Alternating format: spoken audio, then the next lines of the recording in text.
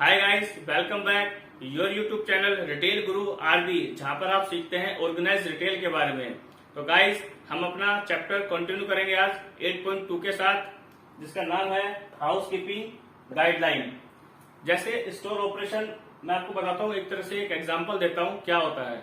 ये एक फील्ड होता है, जैसे आपने देखा एथलीट होता है, उसमें वो क्या, जैसे नीरज चोपड़ा है, वो क्या उसने फील्ड में परफॉर्म किया, क्योंकि उसमें क्या है, परफॉर्म करना बड़ा जरूरी होता है। जिसने फील्ड में परफॉर्म कर दिया तो समझो उसने सब कुछ जीत लिया। तो ऑपरेशन भी एक तरह का फील्ड होता है, स्टोर भी एक तरह का फील्ड होता है। उसके बैकएंड के लोग हमें नहीं दिखते हैं कि वो क्या कर रहे हैं क्या नहीं कर रहे हैं। जो फ्रंट स्टाफ है, जो खाली स्टोर पे होता है, खाली वही विजिबल होता है।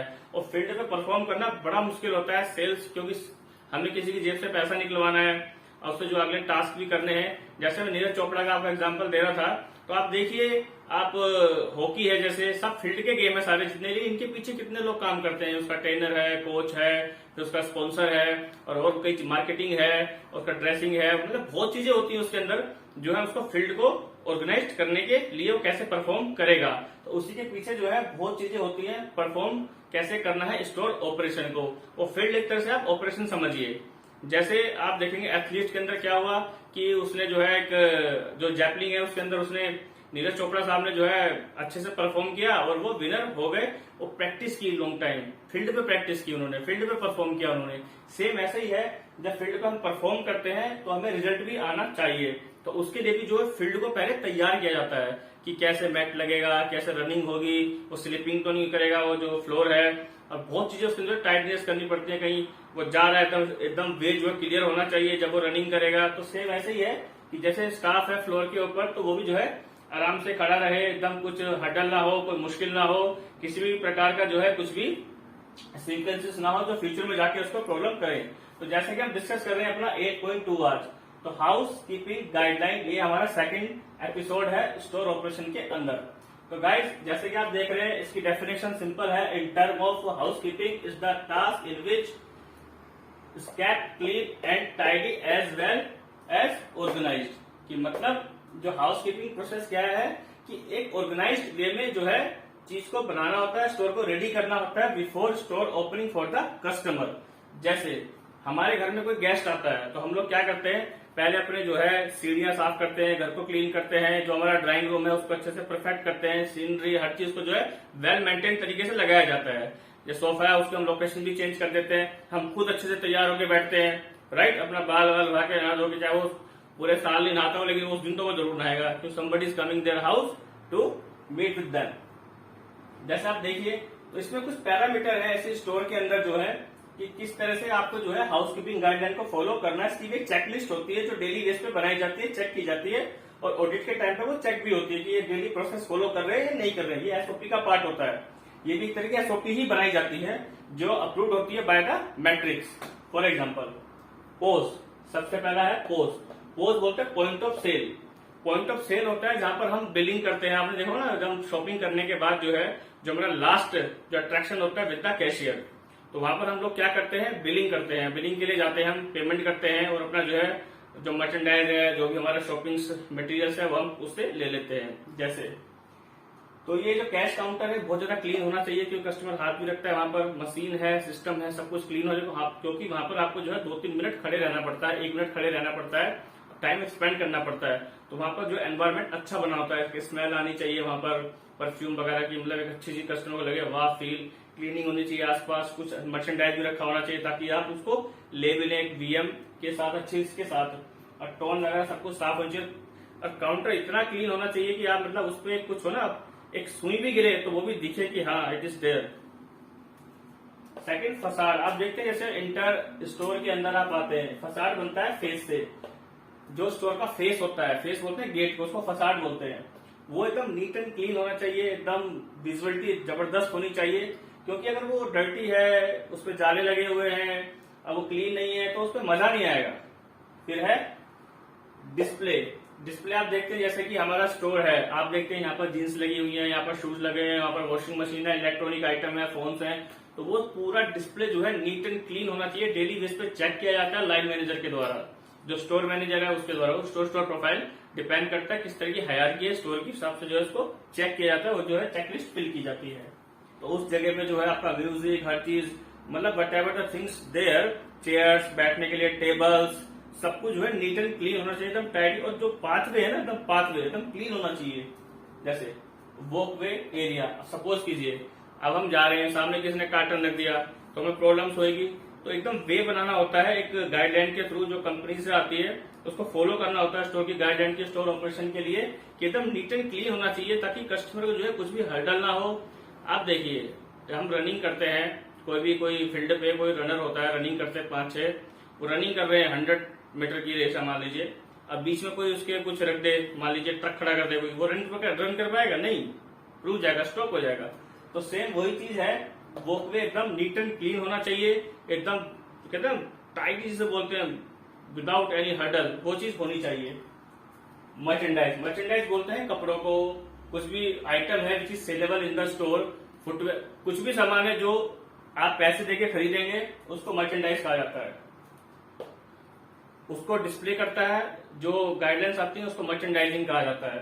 तो जो ये मर्चेंडाइज है, जो भी प्रोडक्ट है स्टोर के अंदर, उसको जो है वो साफ सुथरा होना चाहिए। मान लीजिए हमने कुछ शूज लेना है, या हमें कोई शर्ट लेनी है, या फिर हमें कोई जीन्स लेनी है, कुछ भी ट्राउजर कुछ भी लेना है, अगर वो डर्टी है, अच्छे से उसका डिस्प्ले नहीं है, नीट एंड क्लीन नहीं है, साइज वाइज नहीं लगी हुई है, तो कस्टमर को कितना प्रॉब्लम होगा लेने के लिए। नेविगेशन ठीक नहीं है उसका, उसके हाइजीन ठीक नहीं है, उस पर डस्ट लगी हुई है, हम लेंगे उसे? कभी नहीं लेंगे।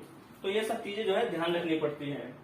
फिर आता है फिटिंग रूम, ये भी एक टच पॉइंट होता है फिटिंग रूम, क्योंकि हम आके ट्राई करते हैं। मान लीजिए सिंपल सी बात है, टॉयलेट है, उसके अंदर जब साफ सुथरा है तो आराम से बैठते हैं, गंदा है, अरे भाई क्या है यार, ये एकदम प्रॉब्लम्स क्रिएट हो जाती है।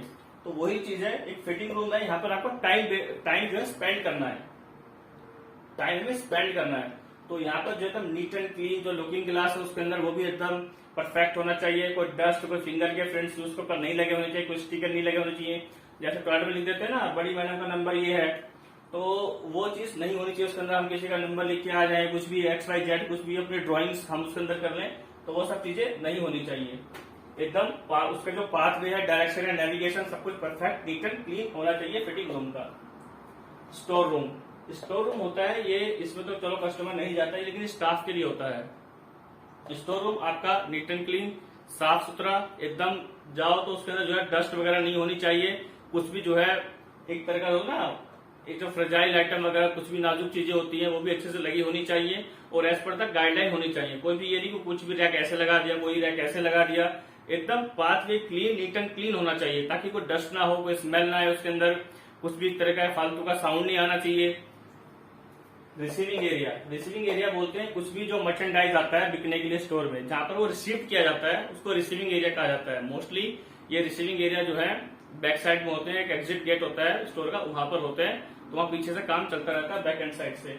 तो ये एकदम नीट एंड क्लीन होना चाहिए, क्योंकि मान लो आप स्टाफ को काम करना है तो उस चीज के लिए। फिक्चर्स बोलते हैं जहां पर हम डिस्प्ले करते हैं चीजों को, जैसे कोई वॉल होती है उसके ऊपर डिस्प्ले, उसको फिक्चर्स कहा जाता है। मान लीजिए कोई भी गंडोला है, मान लीजिए कोई भी वॉल है, वो सब चीजें किस में आती है? फिक्चर्स में आती है। तो जो फिक्चर्स है, जो एसेट है स्टोर की, वो सब नीट एंड क्लीन होनी चाहिए, क्योंकि कस्टमर वहां पर टच करेगा। मान लीजिए हम टच कर रहे हैं, वहां पर डस्ट है, वो हमारे कुछ नाक में जाएगा, कान में जाएगा, किसी भी तरह से जो है हार्म करेगा, तो वो सब चीजें नहीं होनी चाहिए। साइनेज आप देखते होंगे, जो ब्रांडिंग है, जो उसका एलोकेशन है, जो उसका नेविगेशन है, जो उसकी चीज है कि वो चीज क्या है, तो वो जो उसको नेविगेट करता है या उसको जो बताता है हमें कि क्या चीज है। मान लीजिए ऑफर का साइनेज लग रहा है, 50% ऑफ है, उस पर किसी ने कुछ टेप लगा दी, वो अच्छा नहीं लगता, विजुअलिटी सही नहीं आएगी। तो वो एकदम होता ना कि एक मान लीजिए हम कुछ चीज देख रहे हैं, सामने कोई खड़ा हो जाए आगे, कितना गुस्सा आता है, तो वही चीजें होती हैं, मतलब एक ट्रैक्शन टूट जाता है, कॉन्टैक्ट टूट जाता है, जो प्लेसिबल इफेक्ट है वो नहीं आ पाता उसके अंदर, एक मूड नहीं बन पाता है। तो वो सब चीजें जो है एकदम नीट एंड क्लीन होनी चाहिए। तो गाइस ये हमारा जो है मैंने आपको बताया स्टोर ऑपरेशन के बारे में, हाउसकीपिंग कितनी इंपॉर्टेंट चीज होती है। और ये सब चीजें ना घर से ही ली गई है, फैमिली से ली गई है, सोसाइटी से ली गई है, कुछ जिसने किसी ने एक्सपीरियंस किया तो उस तरह तरह से आके जो स्टोर के अंदर जो गाइडलाइन बनाता चला गया। हमारा खुद का एक्सपीरियंस मेरा ये बोलता है कि मैं कभी उस स्टोर में नहीं जाऊंगा जहां पर रिस्पेक्ट नहीं होती है, जो गंदा रहता है, जहां नीट एंड क्लीन चीजें नहीं है, साफ सुथरी चीजें नहीं है, मैं नहीं जाऊंगा वहां पर, रियली मैं नहीं जाऊंगा। तो वही एक कस्टमर की एज ए बायर, तो यही कोई भी बायर हो वो चाहता है कि एक अच्छी जगह जाऊं मैं, तो ऑर्गेनाइज्ड वे में उसके पास में जाऊं उस चीज के अंदर, ताकि मुझे जो है हर चीज जो है ऑर्गेनाइज मिले, एक अच्छे तरीके के साथ मिले, साफ सुथरी मिले, और मैं कहीं एक ना फील आता है अंदर से कि हाँ भाई मैं वहां से लेके आया हूँ, चीजें बहुत अच्छी थी, सब कुछ अच्छा था, वेल बिहेव, वेल मैनेज चीजें थी। तो ये सब चीजें जो है स्टोर के अंदर एज ए रिटेलर सबको ध्यान देनी चाहिए अपने स्टोर के अंदर। ये सब चीजें बहुत इंपॉर्टेंट होती है, बहुत ही ज्यादा सिग्निफिकेंट होती है, क्योंकि इसमें से आप कुछ भी मिस करेंगे ना तो क्या होता है, आप देखिए छोटी सी गलती एक आपकी 10,000 रुपए का जो बिल है वो नहीं होने देगी। एक छोटी सी गलती आपका परमानेंट कस्टमर लूज कर देगी। एक छोटी सी गलती समझिए, आपको कहते ना माउथ जो मार्केटिंग होती है, माउथ टू माउथ, वो मार्केटिंग जो है रॉन्ग चली जाएगी कस्टमर के लिए, तो वो चीजें गलत हो जाएंगी। तो ये चीजें हमें जो है एकदम तरीके से ध्यान देनी चाहिए। और भी कई चीजें होती है, जैसे स्टाफ है, स्टाफ की हाइजीन कैसी है, क्योंकि पर्सनल हाइजीन भी तो होनी चाहिए ना, वो कैसी है, मैनेजर है वो कैसा प्रेजेंटेबल है, नहीं है पान खा रहा है और वो बैठा है ऐसे, तो ये सब चीजें अवॉइड करनी चाहिए एज ए रिटेलर। एक अच्छा रिटेलर वही होता है जो दो चीजों को प्रायोरिटी देता है, एक अपने कस्टमर को, एक अपने स्टाफ को। इन दोनों की सेफ्टी बहुत जरूरी है। अगर सेफ्टी नहीं है तो समझिए फिर चीजें इधर उधर हो जाती है कि बिहेव अच्छे से नहीं कर पाते हैं, फिर अच्छा परफॉर्म नहीं कर पाओगे, ग्रोथ रुक जाएगी, ग्रोथ नहीं हो पाएगी। मेन चीज है ग्रोथ। सैलरी बढ़ना एक अलग चीज होती है, ग्रोथ एक अलग चीज होती है, तो ग्रोथ रुक जाएगी हमारी। तो ग्रोथ बहुत जरूरी है, तो सब चीजें ध्यान देनी चाहिए। तो गाइस ये हमारा आज का चैप्टर था, स्टोर ऑपरेशन में हाउस कीपिंग गाइडलाइंस। ये हमारा 8.2 था, तो धीरे धीरे हम जो है इसके 28 चैप्टर को लेके आएंगे। तो ये सब में आपको ये सब जो है मैट्रिक्स जो है अप्रूव्ड होती है, इसकी एक चेकलिस्ट होती है, तो वो कंपनी वेरी करता है कि वो किस तरह से उसको फॉलो करवा रही है अपने स्टाफ से। तो आपको ये कैसा लगा चैप्टर, आप मुझे कमेंट कीजिए और बताइए। प्लीज चैनल को सब्सक्राइब कीजिए, शेयर कीजिए, क्योंकि आपके लिए बहुत चीजें नई नई लेकर आऊंगा जो आपने कभी सोची भी नहीं होंगी कि इतना एक रिटेल स्टोर के अंदर होता है ऑर्गेनाइज कंपनी के अंदर। Thank you very much and God bless you.